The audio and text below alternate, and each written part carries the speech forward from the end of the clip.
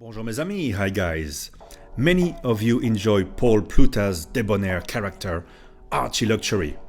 Or is it Archie playing Paul? Who knows anymore, the lines are blurred.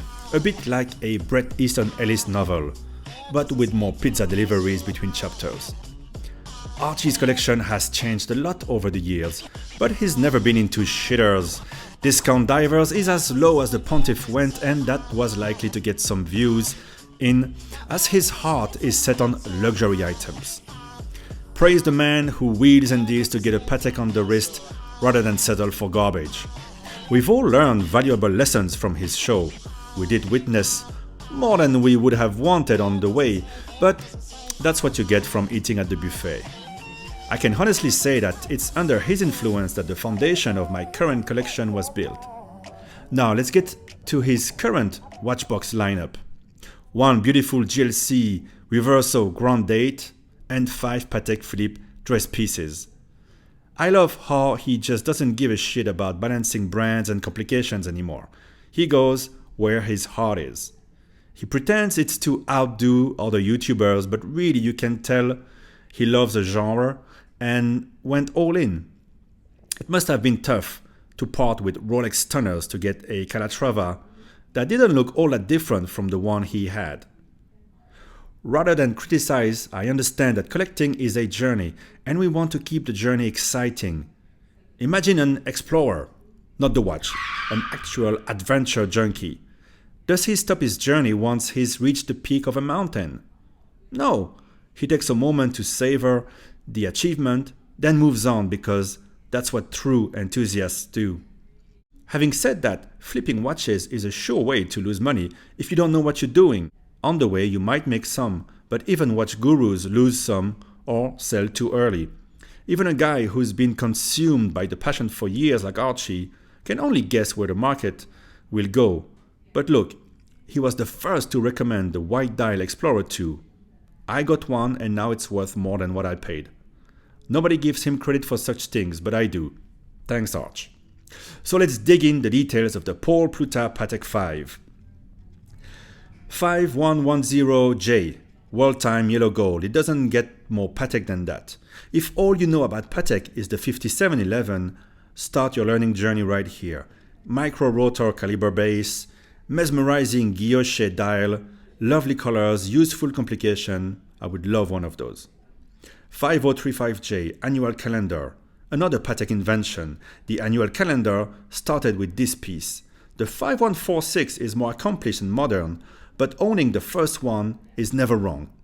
It's on the small size, especially for a big guy like Paul, but once you get used to the classic look, it only bothers people who don't get it.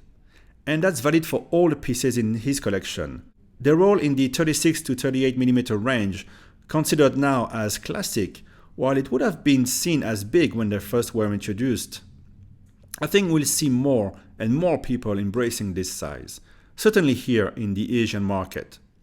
Try wearing a 37mm watch for a few days and then put on a 40mm.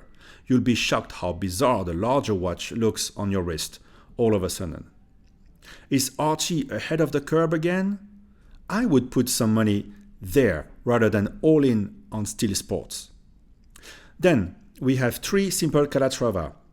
Note that the 2 previous complication models are also sexy Calatrava cases.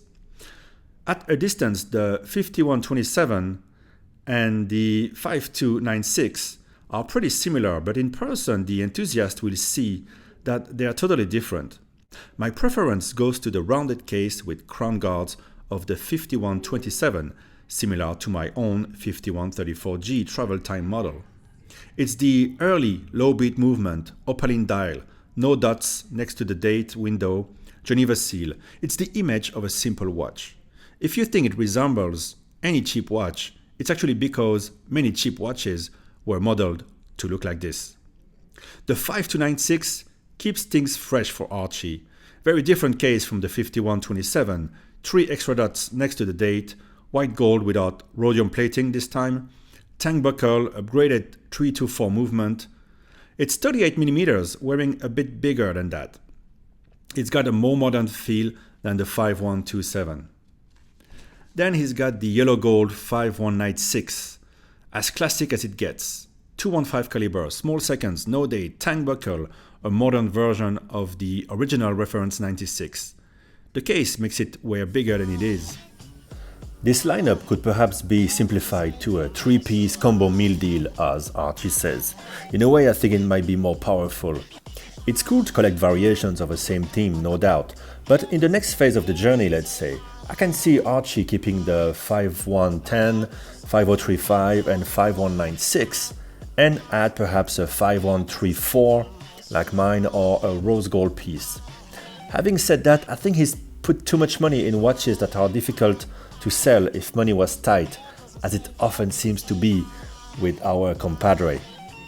So sell two Calatravas if he can get his money back, add back a Rolex for everyday use, then leave it be.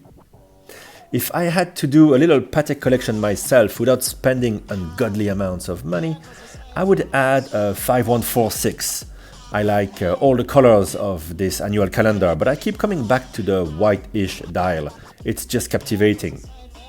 There's actually a new old stock available here in Hong Kong that is so tempting, but the money just isn't there right now for me.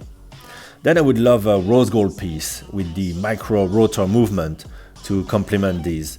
Maybe a larger world time 51330 or the latest in between size 5230. And that's it. More is harder to enjoy, and keeping them safe and running well becomes a drag. So that's it. Congrats to Archie for his collection, and I'm sure we all look forward to see where it goes next.